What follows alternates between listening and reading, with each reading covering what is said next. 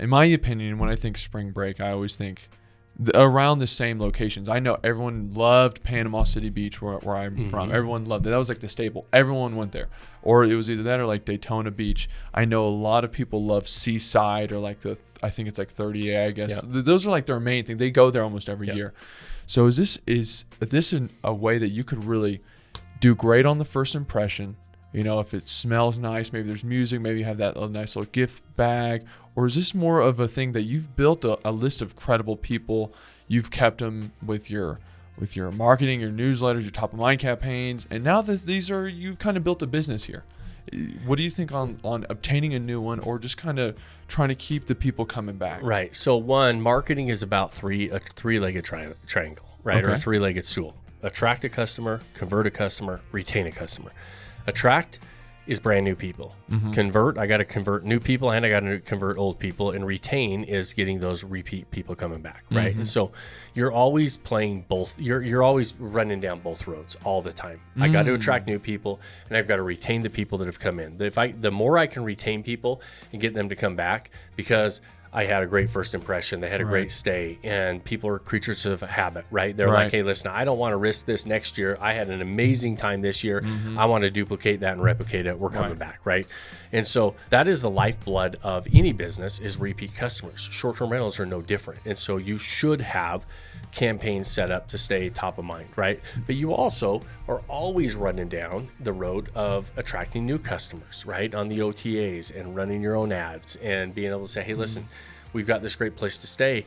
I know you're thinking about PCB, or you're thinking about 30A or wherever you're going, Daytona, and you haven't you've been here, you're interested in here, but you've never stayed in our place. I'm going to show you why you should I'm going to do a good job of articulating why you should choose me above and beyond everybody else. So it's running down both of those roads always at the same time.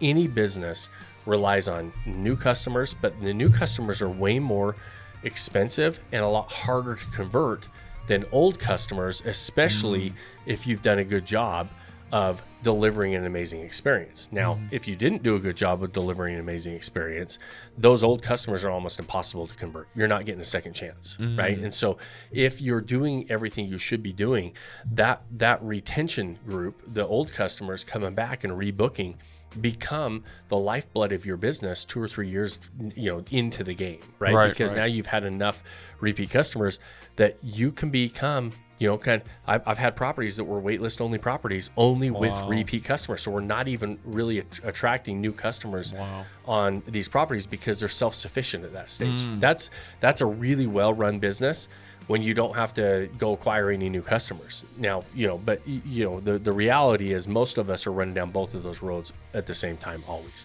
Attract, convert, retain. Attract, convert, retain. And then ultimately those retains start taking time on the calendar.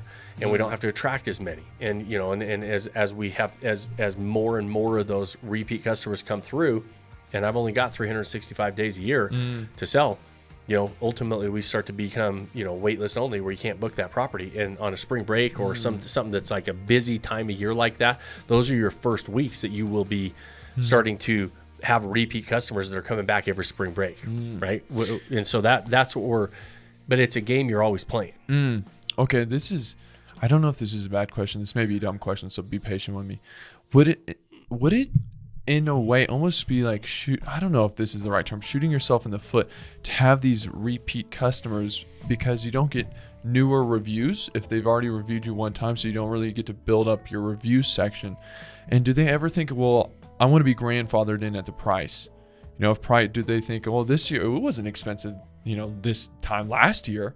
Would they?